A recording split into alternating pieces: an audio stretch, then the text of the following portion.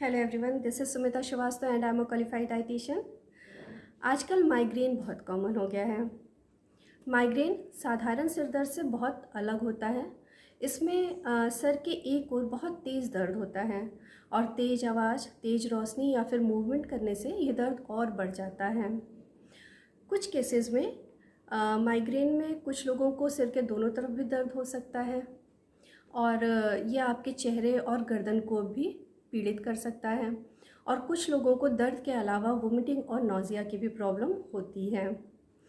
बहुत से लोगों को माइग्रेन स्टार्ट होने से पहले कुछ एक आभास सा हो जाता है कि अब उन्हें माइग्रेन स्टार्ट होने वाला है। इसको ऑरा कहते हैं और इसमें आँखों के दोनों साइड कुछ टिमटिमाती हुई लाइट या कुछ टेढ़ी मेढ़ी आकृतियाँ या डॉट जैसे पैटर्न्स का दिखाई देना होता है। ये जो दर्द की प्रक्रिया है ये कुछ घंटों से लेकर कुछ दिनों तक चलती है, इसलिए ये बहुत ही कष्टकारी हो जाता है। माइग्रेन कई कारणों से हो सकता है, जैसे कि बहुत देर तक भूखा रहना, नींद पूरा ना होना, टेंशन होना, बहुत वर्कलोड का होना, हाइपोग्लाइसीमिया या फिर डिहाइड्रेशन की वजह से भी माइग्रेन होता है, थकावट और उत्तेजना की वजह से भी माइग्रेन होता है और मौसम में अचानक बदलाव हो जाने की वजह से भी माइग्रेन होता है। तो आज मैं आपको बताऊंगी कि कैसे आप नेचुरल तरीके से माइग्रेन से छुटकारा पा सकते हैं। पर उससे पहले मेरे चैनल को सब्सक्राइब कर लीजिए और बेल आइकन को ज़रूर से प्रेस कर दीजिए, जिससे मेरे आने वाले यूज़फुल वीडियो के नोटिफिकेशंस आपको सबसे पहले मिल सकें। माइग्रेन से बचने के लिए आपको आपके लाइफस्टाइल और डाइट में कुछ मॉडिफिकेशन करने होंगे जो बहुत ही सिंपल हैं। अगर आप इन चीज़ों का ध्यान रखेंगे तो आपको कभी भी माइग्रेन नहीं होएगा। तो सबसे पहले मैं आपको बता देती हूँ कि आपको लाइफस्टाइल रिलेटेड किन बातों का ध्यान रखना है।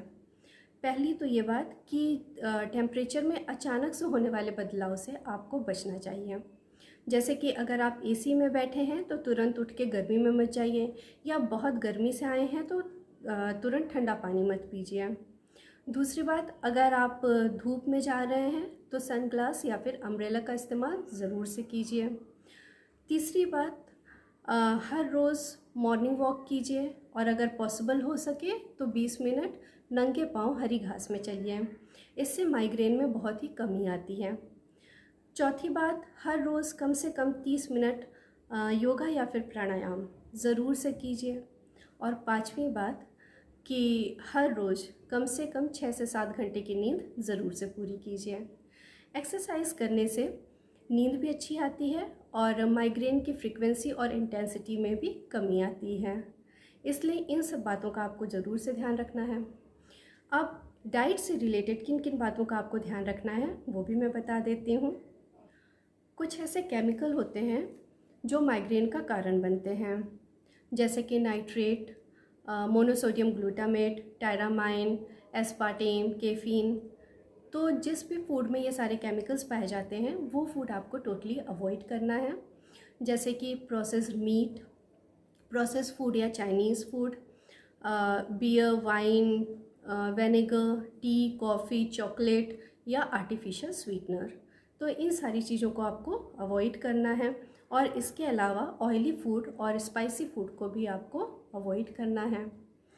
अगर आपको फ्रिक्वेंटली हेडेक होता है, इसका मतलब कि आपके अंदर इम्पॉर्टेंट विटामिन और मिनरल की कमी है।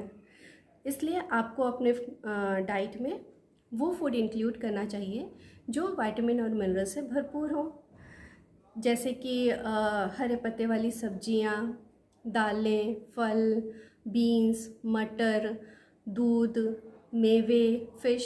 इन सारी चीज़ों को आपको अपनी डाइट में इंक्लूड करना चाहिए।